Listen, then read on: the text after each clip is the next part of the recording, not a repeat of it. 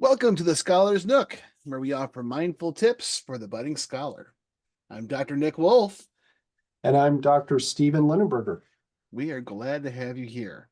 Stephen's good to see you today. You too, Nick. Today we meet to discuss a topic that you brought up, the use of art to cultivate scholarly objectivity. What an amazing topic. And I have to confess, you blew my mind a bit when you brought it up. The conversation we have today is promises to be an expansive one and in some places pretty deep. So let's get into it. Good deal. I think, Yeah, go ahead. go ahead, get started. No, you go ahead. You go ahead. When we talk about using art to develop scholarly objectivity, it's fascinating to me because by its very nature, art is going to be laden with subjective judgments. So it's counterintuitive to think that examining something so subjective in its nature can broaden objectivity. So can you expand upon that notion a bit? Yeah, if you look at it as an individual, but imagine if you have 7 medical students standing around a painting and you ask them to think, okay, this patient is presenting, what is it? What's going on? What are the facts? How are we going to connect the facts? How are we going to interpret what's going on and come to a common conclusion? So yes, you have 7 subjective views of it, but in that dialogue around, imagine standing around a piece of art with several people and then following that systematic process. What are the facts? And if you have 7 people standing there with a subjective view of something, each person's going to have a slightly different take on the facts. And so that right there is rich stuff. You realize, and then, and what was the artist trying to do? A lot of times we leave the artist out of it completely. It's just we're looking at this person's work, but we're really not thinking about what message is this person trying to convey. Another important part of this experience when we look at art and use art to help broaden our horizons as scholars is that, art is supposed to evoke some kind of emotion or response. Well, that response is really highly influenced by our life experiences, our personal biases. If I'm looking at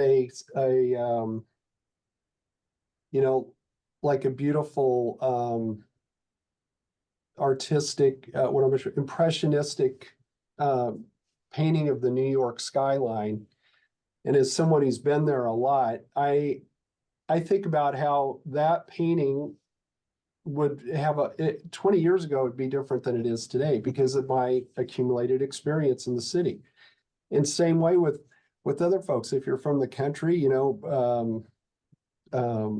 paintings, landscapes, and so on, or cows or whatever, are probably going to resonate with you right off the bat. So I don't want to take over the conversation, but that's just the first dipping our toe in the water here, that right off the bat, that subjectivity can actually be leveraged to help improve our objectivity. Excellent comments here. So Thank you.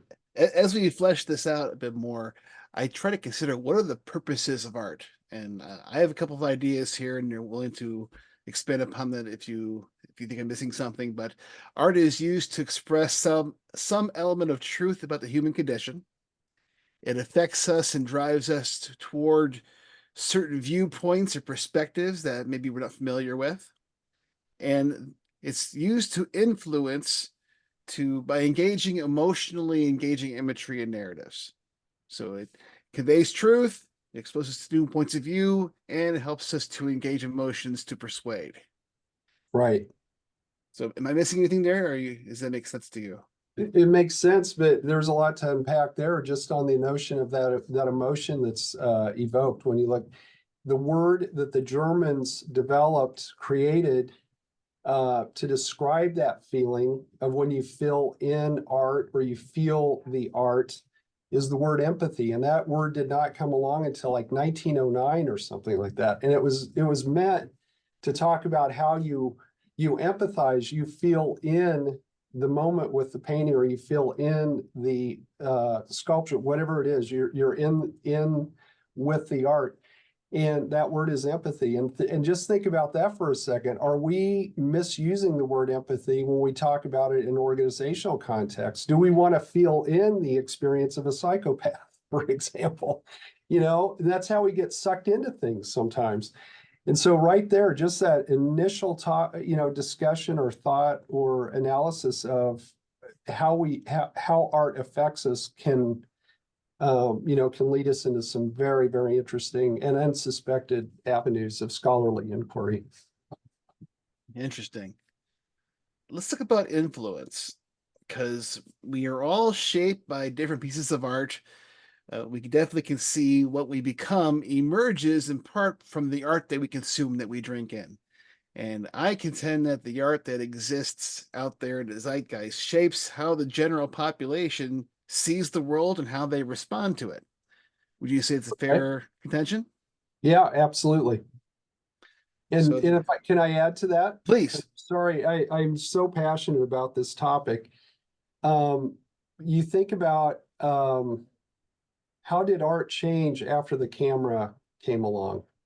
The great masters, the Dutch masters, the Caravaggio, Michelangelo, the Mona Lisa, these are, trying to capture exactly what's going, hyperrealism is Mhm. is what it's called. You can look at the Mona Lisa, you can see some more interpretive there.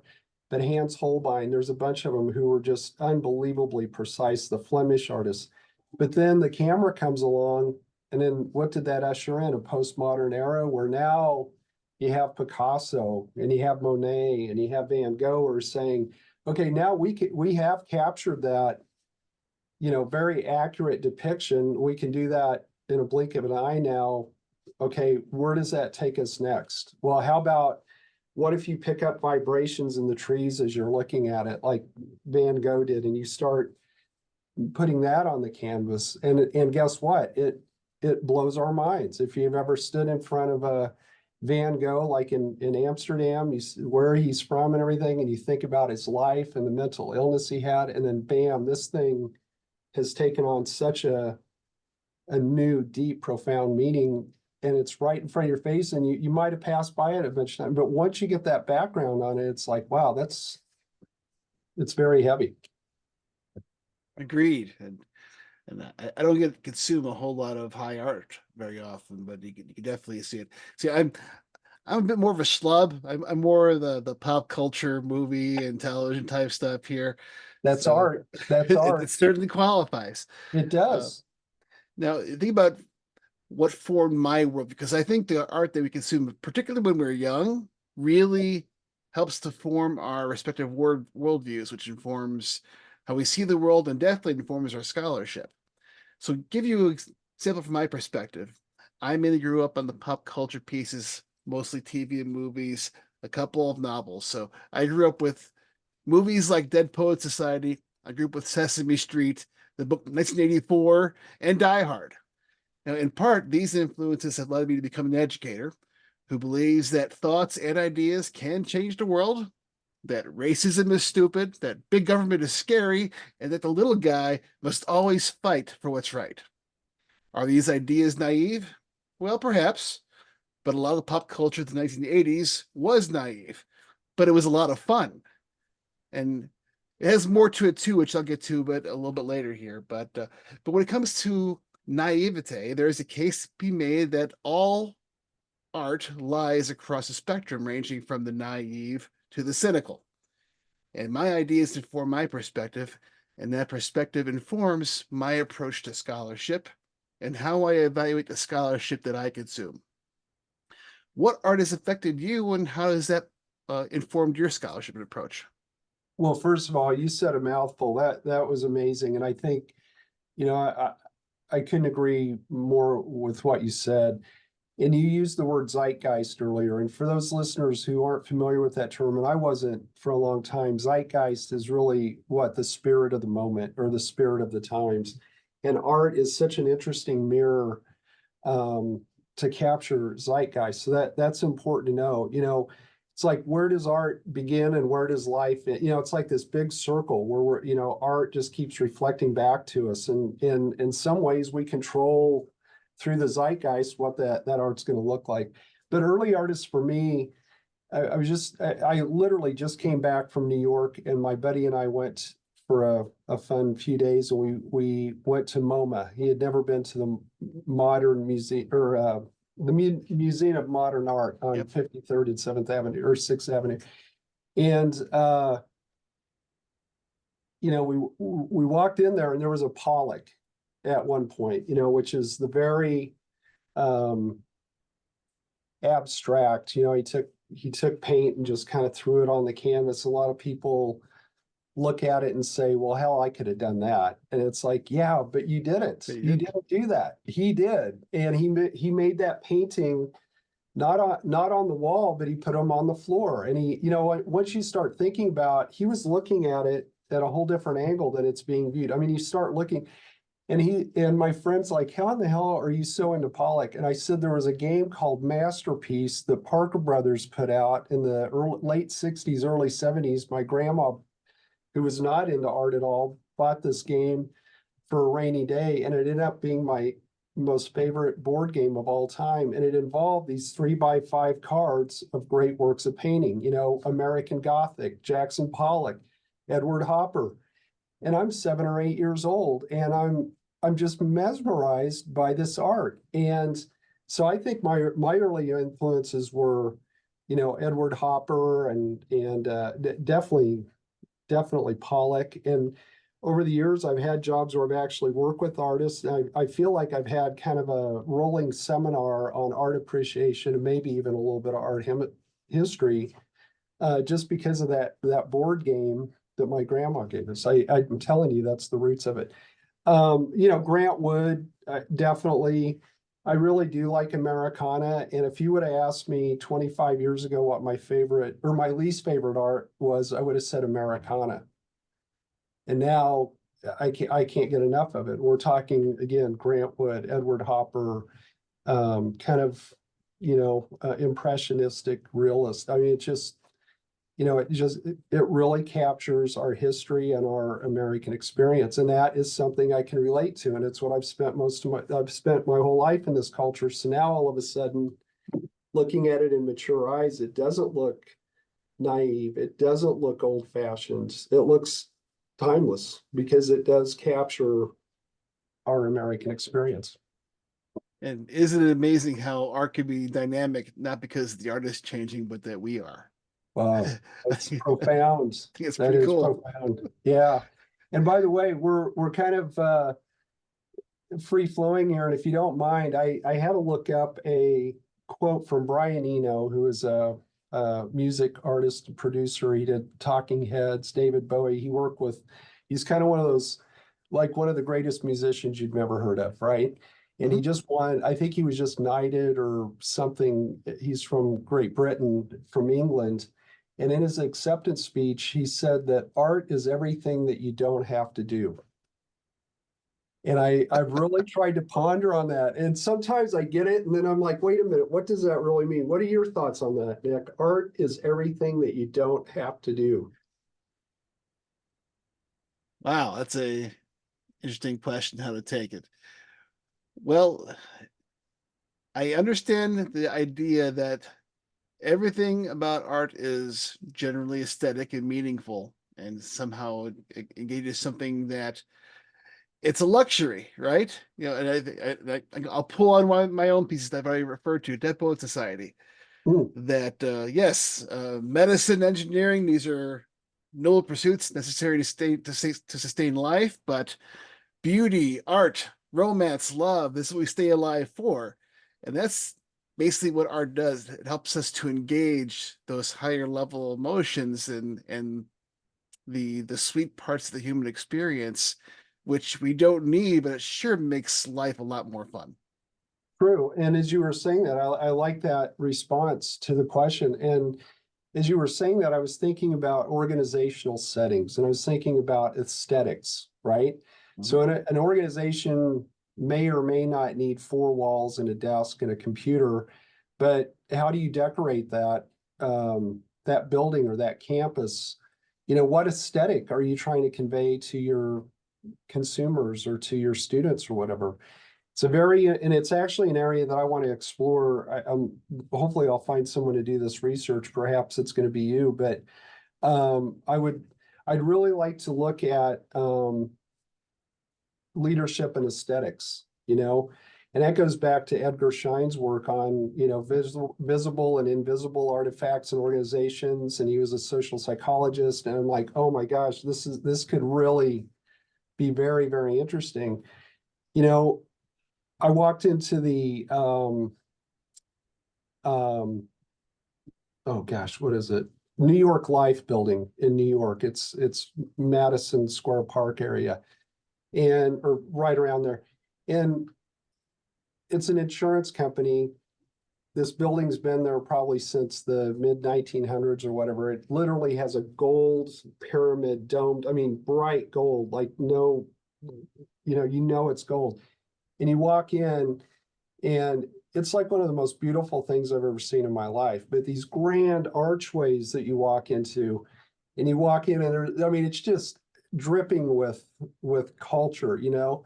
And I'm like, that's what New York Life wanted to say. That was the values of the founders or the board of directors. This is the decision they made to say we are a formidable, permanent kind of organization. We're old school and that message is still conveyed through the aesthetics of that that organization's space.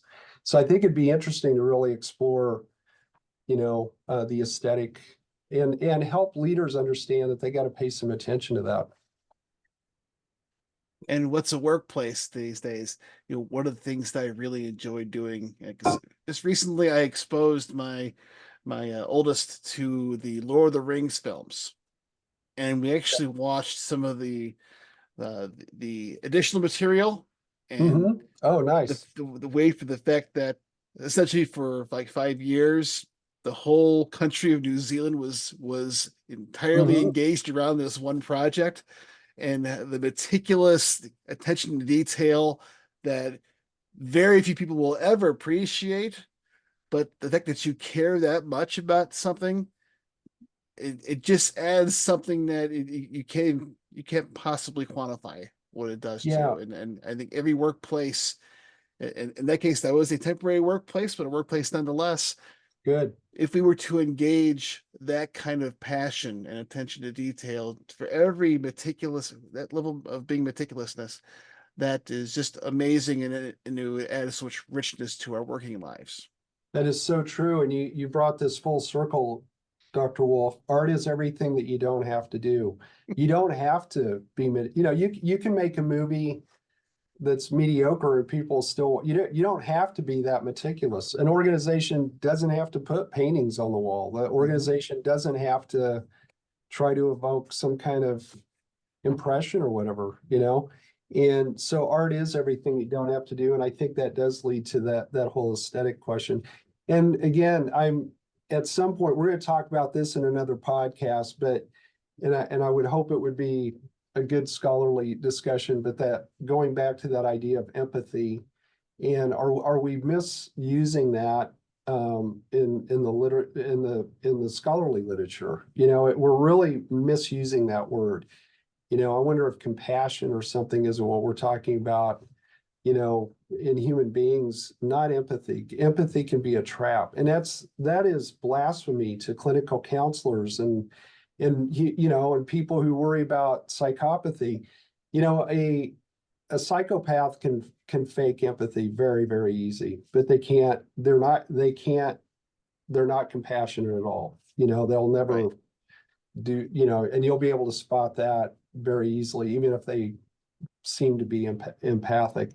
So I'm getting off track. That might be for another time, but yeah, this is a great topic. Sounds good. Definitely we'll table that and pick it up next Yeah. time or something. Okay. So I said that the art we consume when we are young is foundational to our worldviews and our approach to scholarship. However, when we enter a field, we are to an extent unaware of the biases that we bring based upon that worldview. So, and I think what you were alluding to earlier in the conversation about the training model that you have devised that allows us to utilize uh, art as a way to train a budding scholar. Want to Yeah. go into that a little bit? Yeah, and I'm gonna kind of start at the end and go backwards. And I'm doing a postmodern impressionistic line of reasoning here. But what really spurred my interest in this, I think, would answer your question. The Journal of the American or the Academy of Medicine, JAMA, I always get the actual words wrong. Journal of the Academy of Management, yeah, or Medicine. They used to have from like 1968 to 1993 on the cover, they had great works of art. And they had an essay on the inside from Dr. Southgate, her name was Teresa Southgate. And I think she was a surgeon, possibly. And she was editor when she came up with this idea. They kept her on until 1993 just to write these little essays that talked about the work of art on the medical journal. And one of the things that she said was that it's important for doctors to take a respite from their busy day and to ponder things other than, I mean, it's a good way to reset, to make sure that we don't lose our objectivity by looking something at something that's subjective, but taking time from our busy days to appreciate a great work of art. And I think scholars need to do that. We put our noses down, we get into, when we get a PhD, we're dancing on the head of a pin, and it's easy to lose sight. We need to take a respite from that laser microscopic focus and zoom out once in a while, see what we're missing or reflect. And art is a really good way to do that. And so that blew me away. I was doing a project at Creighton, or still am, with their medical school over there, and we decided to implement this viewing experience that we got from another source.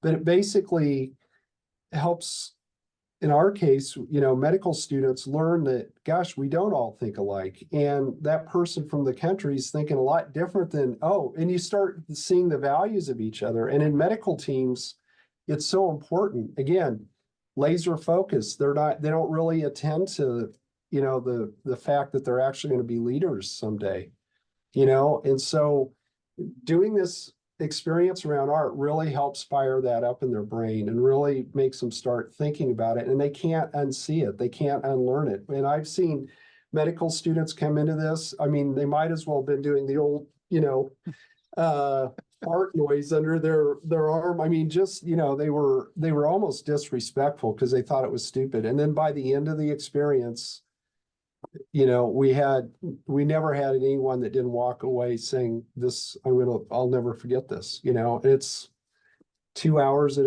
an art museum, and think if we just did that for ourselves. The first question I would ask these students every time we'd start this: how many of you have been here at Jocelyn Art Museum in Omaha, which is a fantastic art museum? And I said, and your white coat ceremony doesn't count. I mean, here to see art. And 3 hands went up, if we were lucky. And I'm like, these are some of the best institutions and best records of the American experience, the world, human civilization that we have. Why would we not, take once a month, once a year to go and kind of remind ourselves of how important art is and how it can really help open our minds. Absolutely right. I've been to the art museum myself a couple of times, and I unfortunately I never have enough time because I have a, a cadre of small ones who are less patient than I am. So, Yeah. but the best thing about when I read through the notes that you shared with me about your approach to this training, that the learning is of two types. There's examination of the piece, where you actually can figure out to describe it and try to give it some interpretation and try to understand the motivations of the artist. But there's also trying to understand your own reaction to the art and uh, how are you responding to it, and how it may force you to deal with ambiguity or unanswered questions, or does it leave you confused or conflicted? Those questions are vitally important to understanding yourself and helping to, as I said before, we were all unconsciously shaped by our worldviews. And the more time we have a reflective piece to allow us to do some looking inside about how we're reacting to things, to better understand our approach to things and where our preferences are and our biases are and how to correct for them, which is very important to be an effective scholar from my chair. Yeah. Oh, absolutely. Couldn't agree more. And I couldn't help. I scribbled a note or two while you were talking. I'm paraphrasing you, but you said something brilliant. You said it helps us examine our own empathic response to the art. You know, what emotions are we feeling? What are we, that's really what, and wouldn't that be great if we all did that in organizations and said, okay, let me check myself before I wreck myself. Why am I, this is my empathic response, and let that happen. And then don't be afraid of it. Sit down and say, okay, what blind spots do I have that might lead to a misguided empathic response, for example.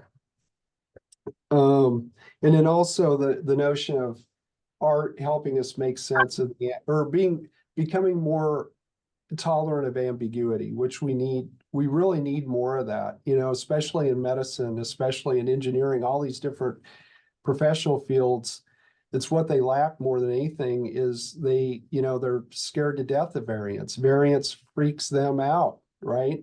And you were an engineer or are an engineer, you know what I'm talking about, right? And so Yes. that lack of clarity down the road, if there isn't something that can be captured by a 5-year plan, you're toast, right? Well, beyond those realms, it's important to be able to um, I heard, was it the, I think it was the Steelers coach somewhere along the line said, get comfortable with being uncomfortable. And I think art helps you do that a little bit. It's True. challenging and there's stuff you see, it's like, oh, but you just get comfortable with that. You see the value, then you're less cynical about art. Have you ever taken a group dynamics class, Stephen? Yes, many, actually. Completely unstructured learning. You're sitting down in a Yeah, circle, no agenda, and you learn a lot about your tolerance of ambiguity from such a class. I've had people in my classes where students, those who really embrace structure, they are frustrated the whole class. And whereas me, I was like, and again, there's a reason why I'm no longer an engineer. So yeah, I had no problem with that. I said, this is a lot of fun. I can, we said, hey, let's go for a walk. And we went outside the campus for walking around, having a good old time, and it was perfectly fine. But it's the more fluid folks and the more structured folks, they have very different reactions to that kind of a learning environment, and that's important.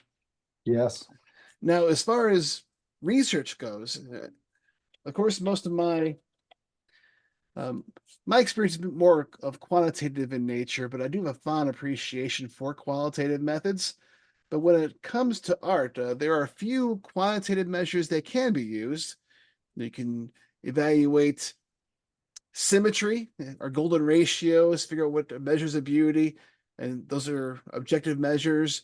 But let's face it, most of your evaluations of what is beautiful or how you appreciate art are basically subjective. So it's a very interesting mixture there about how what can be quantified and what can't be, and sometimes these things are just pretty and you can't really explain why. hmm, Qualitative methods allows you to delve into the detail and the richness that you can't get from a quantitative method.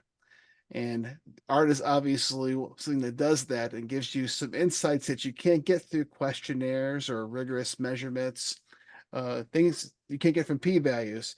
So, as a qualitative researcher, how might you suggest our researchers make use of their research programs, of making use of art in our research programs? yeah, absolutely. Well, first part of that answer, I'll answer how art can help you write a good qualitative paper, because it all starts, a good qualitative research paper starts with acknowledgement of bias right up front. This is, I'm looking at this through a feminist lens. I'm looking at this through a structural lens.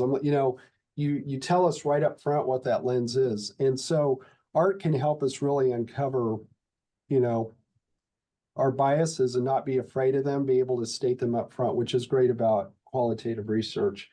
Um, Qualitative research, unlike quantitative research that I'm familiar with doing, I've done a very tiny bit of quantitative and a whole lot of qualitative.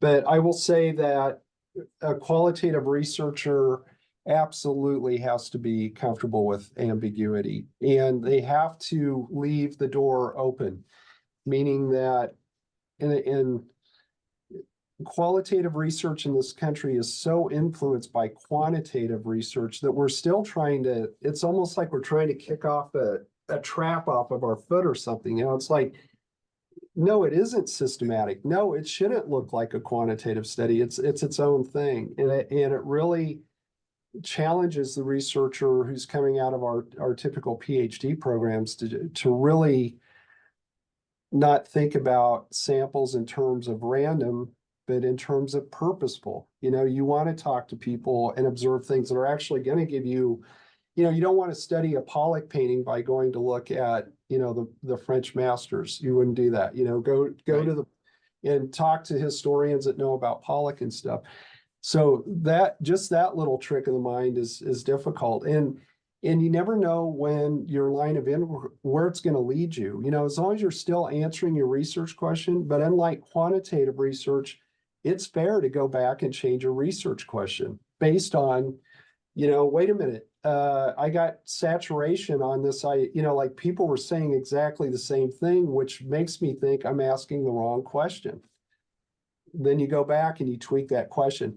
And Sure. that just seems really out of line to people who are highly, quantitative.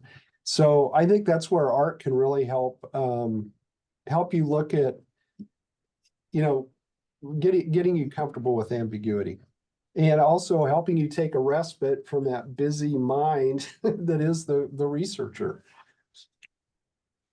I have three things to add to that list of discussion here. Okay. So I Okay. think art is useful because it's a great tool of analogy. Allows you to tell a Yeah. story and to present a Yes. situation that engages one's imagination to better understand the situation at hand.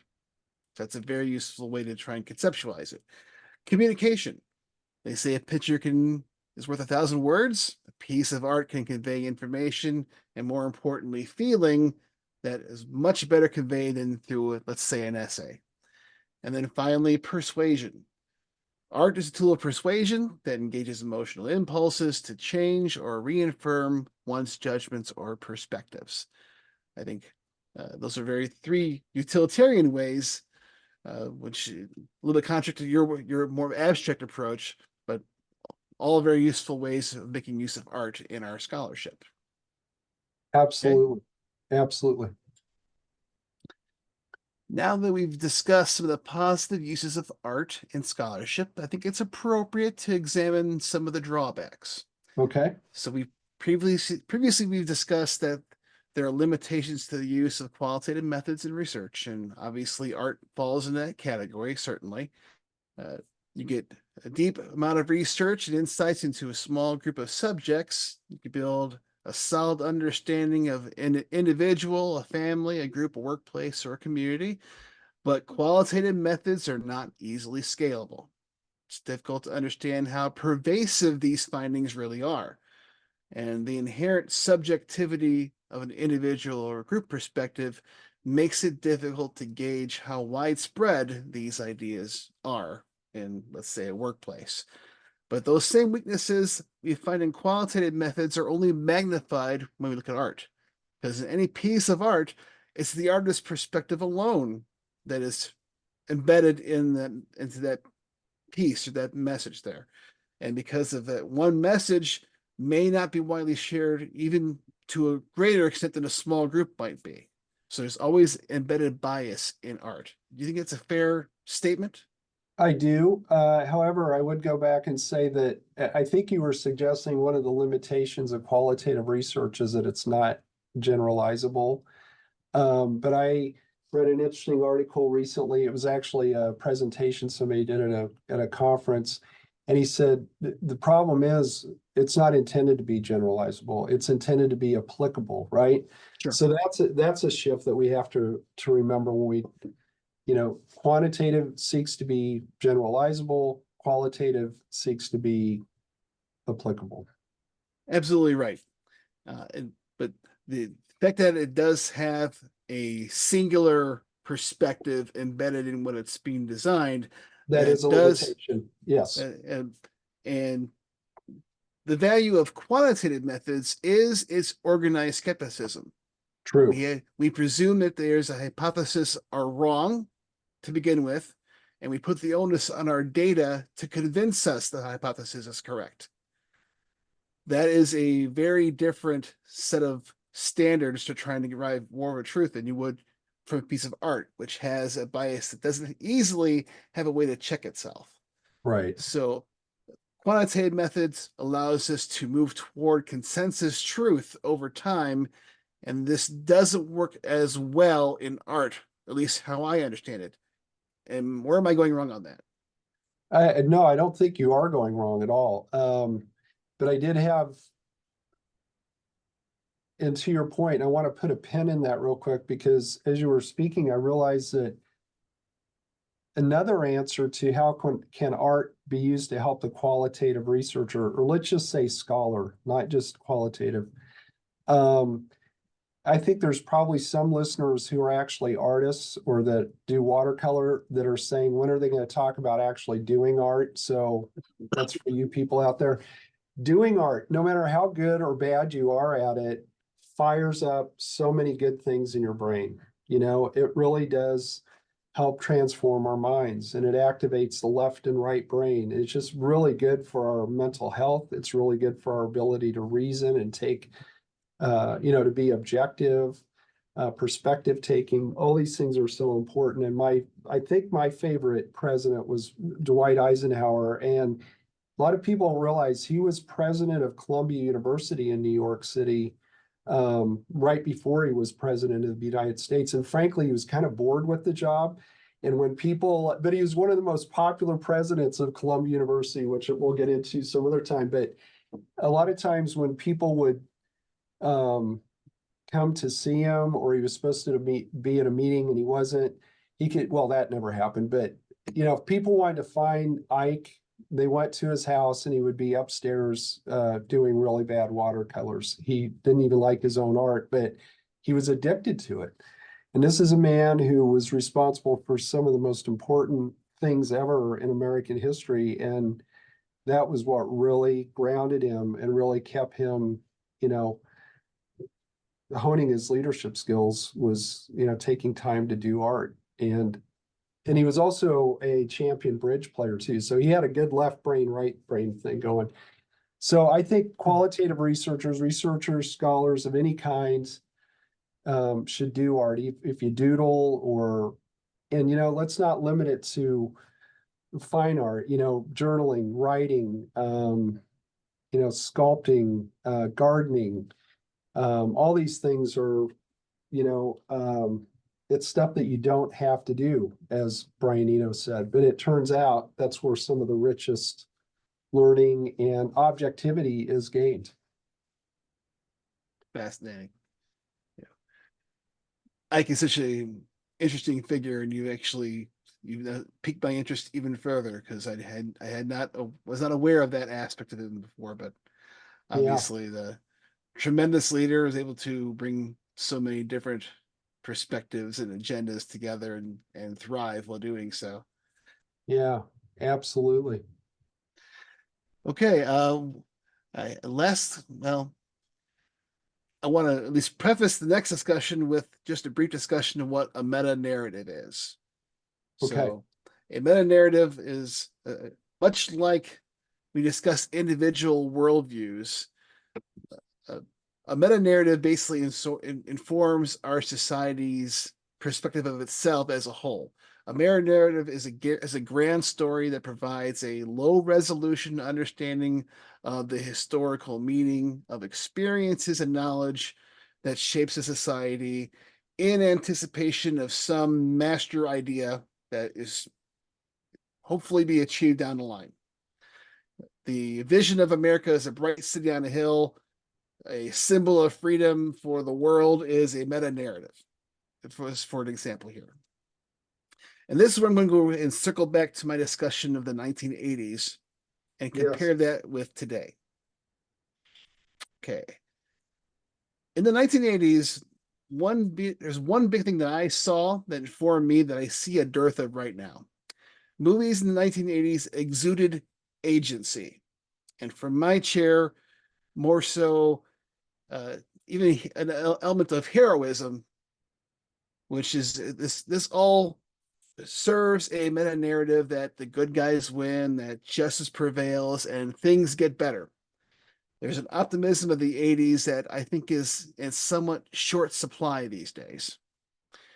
And as a society, as I get that we have struggled historically with our history and the darker impulses of the human condition, and the media has worked to shed the norms that precluded us from talking about those darker elements of our and that undermined our vision of an idyllic American life or life in the world as it is.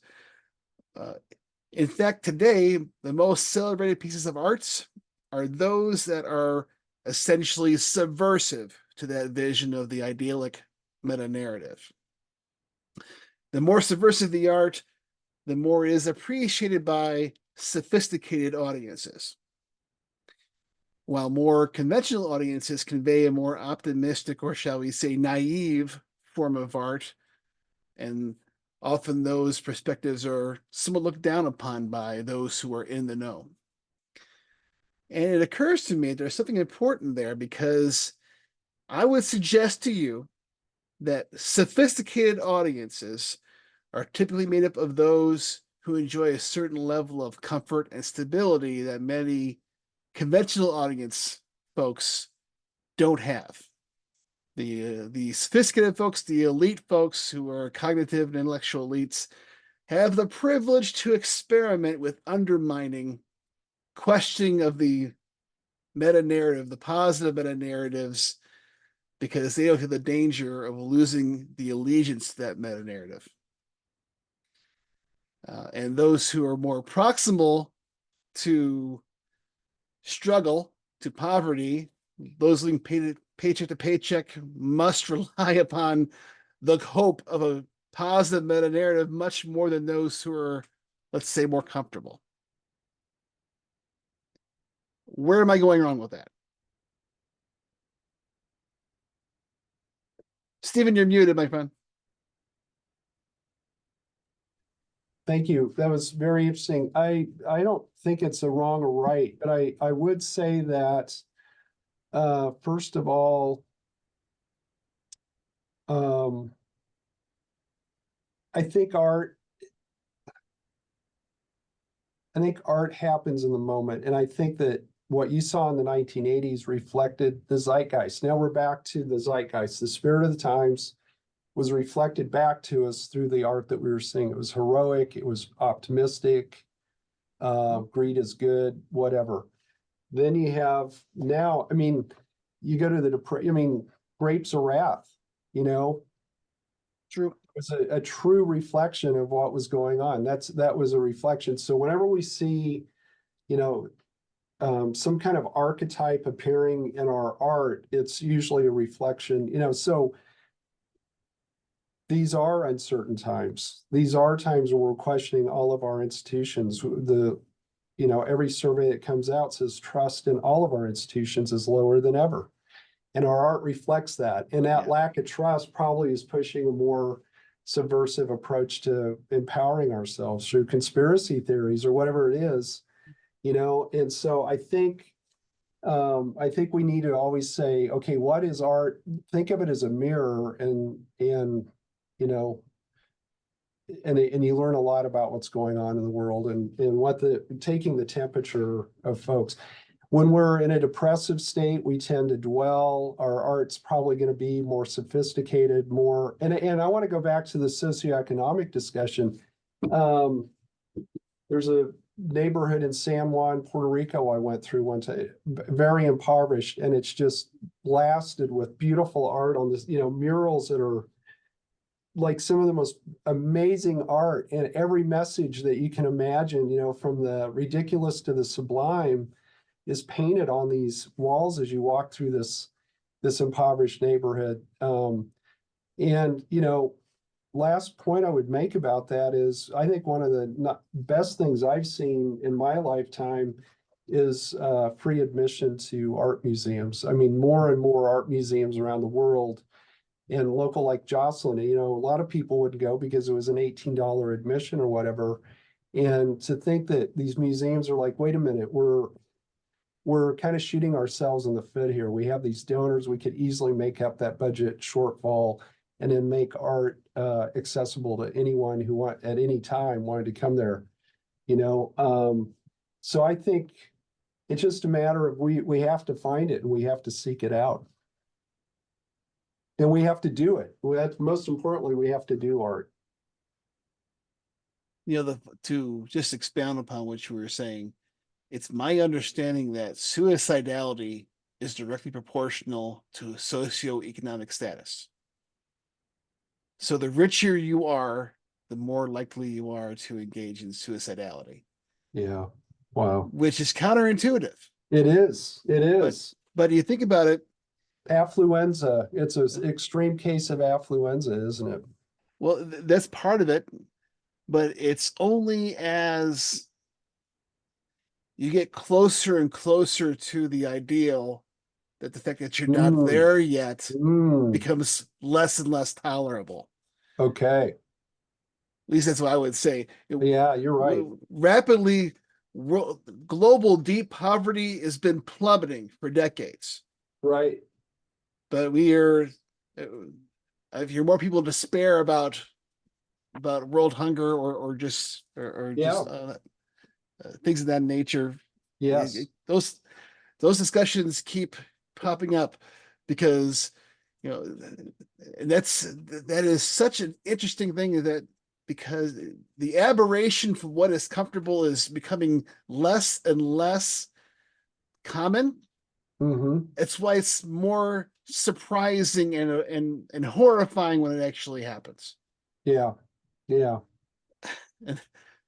that's I don't know what to make of that. Well, it's deep and it's so true. And almost all the surveys I've read on like worldwide depression, it's actually there's less depression in third world countries than there are in industrial. There's industrialism and consumer-based capitalism has really created an emptiness in us and a sameness to everything. And it just we're addicted to that dopamine rush that we get with the new car that then that wears off super fast. I mean, and then we got to go for and we do it in very, very subtle ways, and we're marketed to in ways that, yeah. And and I think, you look at Andy Warhol, for example, I think he was hinting at, this, mass produced, that was a total reflection. We were really ramping up our mass production of food and of cars and everything when he kind of hit the scene. And so his work is really, the icon of, the celebrity as an icon, all these different themes that you see in his work. And it's like, you can kind of go back. That's where we started realizing what was going on, and things have been kind of downhill since then a little bit. That's not true, but, yeah, there's a lot to unpack there, Nick. Yeah. I think the last topic I'll just bring together here is that I was discussing more about the balance between the naive and the cynical, right? Yes. And the art we create constitutes the incubator of tomorrow's society, because the people who are growing up today are going to internalize the art of today Mm, to create the world of tomorrow.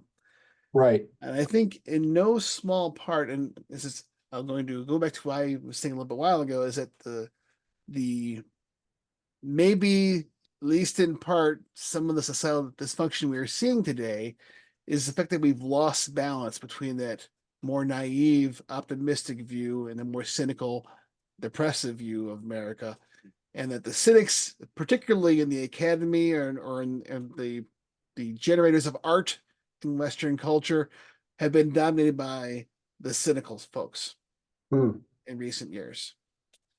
And many of our kids are growing up in this elixir that's bereft of hope and agency, and that manifests itself in all manner of bad ways.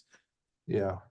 Critical scholarship in the academy, increased student apathy, political apathy, increased anxiety, a sense of meaninglessness, bad dating and relationship life, childlessness, and increased despair-driven violence. I think we need to get back. I think we bring some hope back into this. And I think Hmm. art needs to reflect more of the hopeful side. I mean, I don't want to go back to being the naive side where you can't face up to what is the reality out there. But the reality is that there's a lot more good in the world than I think what I've been seeing from art in recent years. Well, we need a break from everything so that we can, you know what, if I was an artist, I would probably start doing, so the theme would be, low tech. I really think that when we look at AI, for example, AI is going to help us do everything that you don't have to do. AI could take away the mundane, you know, and free up time for us just to do art and to become in the process more optimistic and more idealistic again. I think it's the absence of time to think, because there is no, I would suggest that most people are never exposed to any kind of art.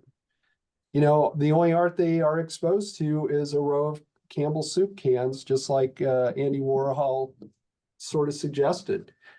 I mean, we are, speaking of being bereft, we're bereft of art, and I think it's and by the way, art is the only legacy that a civilization leaves behind. I agree. So we have to ask ourselves. I read that quote. I wish I could say that I made it up, but I didn't. Um, but think about what that means. And it just, I think it's more important than ever that we engage in it and not steer away from it. And not always cut it down because Right, that's also right. Yes, criticism of art is also yeah, pretty endemic in a lot of ways. yeah. I had someone very close to me say one time, how many times do you have to go to Jocelyn Art Museum, or how many times do you have to go to the Frick in New York? I have these places that I just visit over and over again. And I said, that question does not even compute. It's like, infinity. I don't know. I hope heaven is full of, art museums because it's so mind blowing. And again, the dynamic nature of art is that not that the art is changing, but you are. So it's Yeah. always new. And I can tell you, Nick, on a personal level, I have found art. I think art is one of the keys to that I have remained optimistic, to your point. I mean, I've become more optimistic. I swim against the tide with my friends all the time. And I'm like, maybe it is because I really spend a great deal of time either listening to music, I read fiction, and not, I mean, I read a lot of artistic works, and I go to art museums. And I am sure that and by the way, everything I've just mentioned does not take time or money. I read a page a day. I'm reading a book right now that's 700 pages. I've been reading it since like last September. I don't care. I've reread parts of it. It's incredible. Don't want it to end.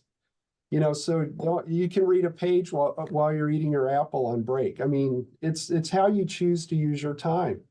It's everything you don't have to do. You just, and it will change the way you see the world for the better. Can't find any better way to end it than that, I believe. So thank you very much for having this conversation with me, Stephen. It was one that was, again, I was both anticipating and had anxiety over, but it turned to be a wonderful conversation. And I think we need to keep the conversation going offline. And I want to also thank our listeners for this fun and deep conversation and joining with us today. And until next time, this has been Dr. Nick Wolf. And Dr. Stephen Linenberger. Reminding you to think better. Think better. Thank you, Nick.